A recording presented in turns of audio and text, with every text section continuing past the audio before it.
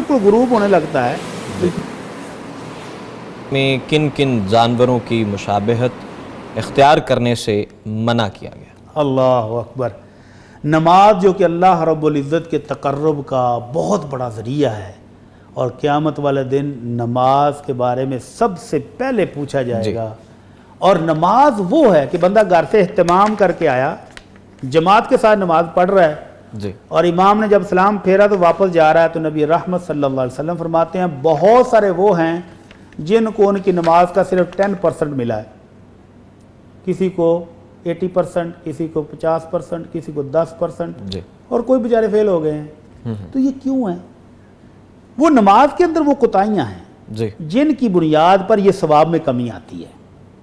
تو ان کوتاہیوں سے اللہ کے نبی نے روکا ہے. نمبر 1، اللہ کے نبی صلی اللہ علیہ وسلم کا فرمان ہے کہ آپ نے منع کیا ان نقرۃ الدیک یا نقرۃ الغراب.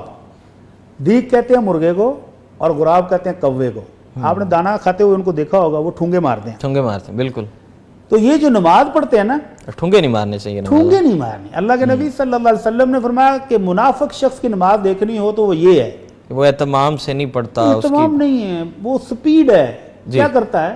عصر کی نماز پتہ ہے کہ اتنے بجے نماز کا ٹائم ہو گیا، نماز نہیں پڑھتا اور سورج کو دیکھتا رہتا ہے کہ ابھی ہے ابھی ہے ابھی ہے.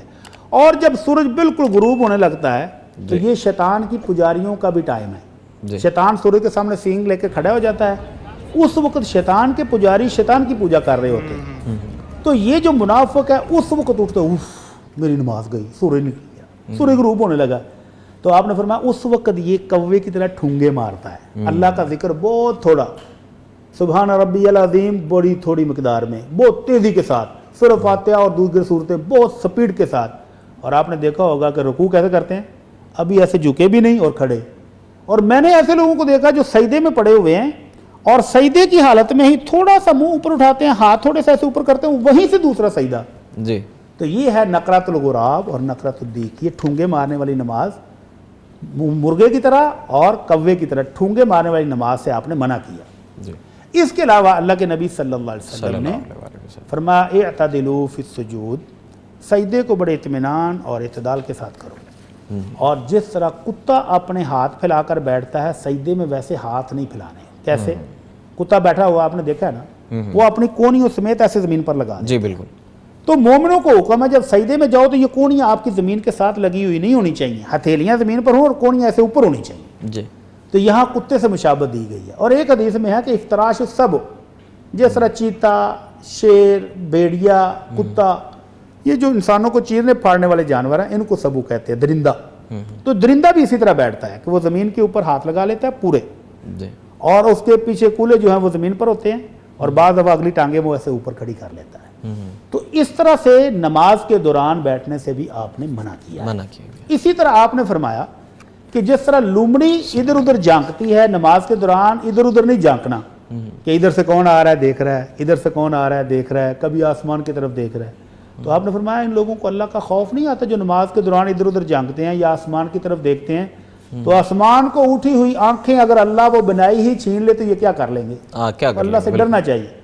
اور اسی طرح آپ نے فرمایا کہ جو بندہ امام سے پہلے رکوع سے اٹھ جاتا ہے، اب امام نے کہا سمی اللہ، ابھی اس کی پوری بھی نہیں ہو رہی، یہ کھڑا ہو گیا ہے.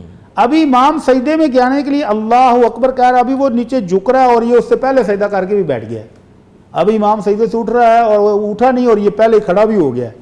تو آپ نے فرمایا کہ ان لوگوں کو اللہ کا ڈر نہیں آتا کہ اللہ ان کی شکل گدھے کی جیسی بنا دے، کہ حرکت گدھے جیسی کر رہا ہے نا، کم عقلی والی، کہ امام سے پہلے نہ یہ چھوٹ سکتا ہے نہ یہ بھاگ سکتا ہے، سلام پھیرے کو تو جائے گا، تو پھر اتنی جلدی کرنے کی کیا ضرورت ہے. تو گدھے کے ساتھ بھی مشابہت دی کہ جو شخص امام سے پہلے جلدی جلدی اٹھتا ہے تو یہ گدھا ہے. تو اس طرح بھی نماز نہیں پڑھنی.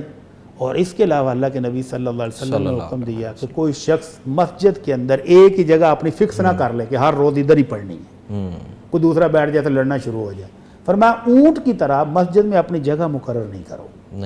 اور ایک اور جانور کا نام آپ نے لیا، آپ نے فرمایا مالی اراکم رافعی ایدیکم، میں کیا ہوگا، مجھے کیا ہوا کہ میں تمہیں دیکھتا ہوں کہ تم اپنے ہاتھ اس طرح اٹھاتے ہو جیسے سرکش گھوڑا دمل آتا ہے. تو صحابہ کرام کیا کرتے تھے، جب سلام پھیرتے تو کہتے السلام علیکم ورحمۃ اللہ، السلام علیکم ورحمۃ اللہ، تو ہاتھ بھی بڑھاتے تھے.